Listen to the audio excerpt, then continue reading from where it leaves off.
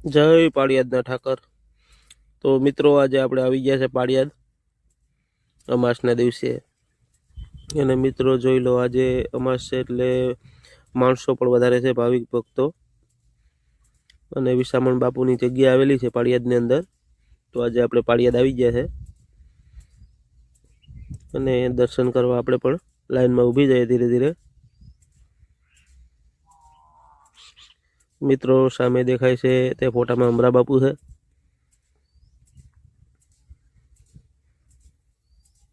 મિત્રો અમાસના દિવસે ખાસ તમે પાળિયાદ જઈ અને વીરડાનાથના દર્શન કરજો।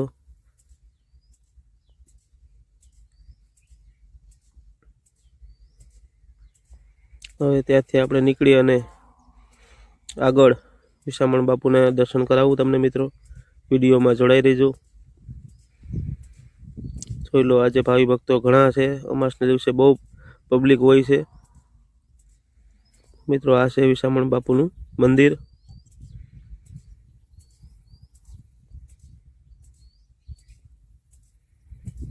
હવે મિત્રો દર્શન કરી લેજો વિસામણ બાપુના અને કાળિયા ઠાકરના અને ભગવાન શ્રી રામના।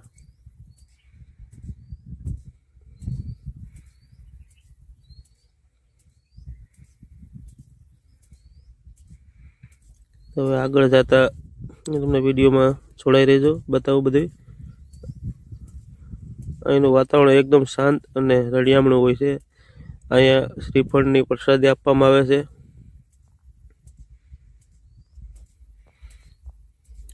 અને પટાંગણમાં બેસી અને ધન્યતા અનુભવે।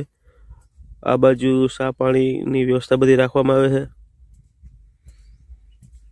અને મિત્રો જે સામે દેખાય છે સ્તંભ નીચે ધૂન પણ બોલવામાં આવે છે।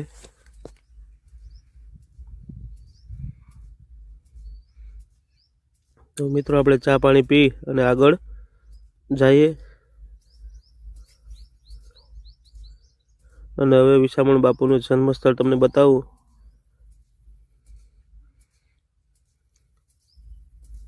તો મિત્રો અંદર છે એ વિસામણ બાપુનું જન્મસ્થળ છે।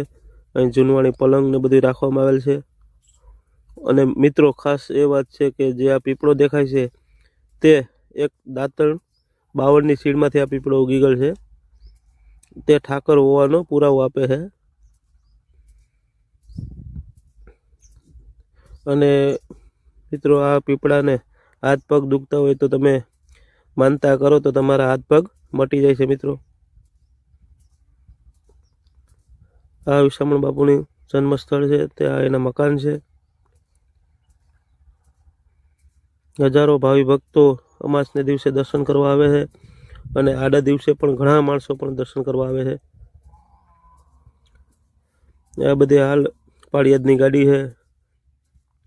ભૈલું બાપુ અત્યારે રસ સંભાળે છે આખું।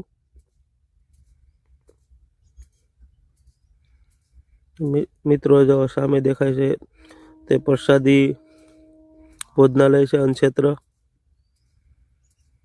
મિત્રો જોઈ લો અન્નક્ષેત્ર કેટલું સાફ અને ચોખ્ખું છે। તો આપણે પણ થોડીક પ્રસાદી લઈ લઈએ। સામે અમરકુંડ છે, જૂની ગાડી। અને મિત્રો આ બાયણે મેળાનો આનંદ માણો।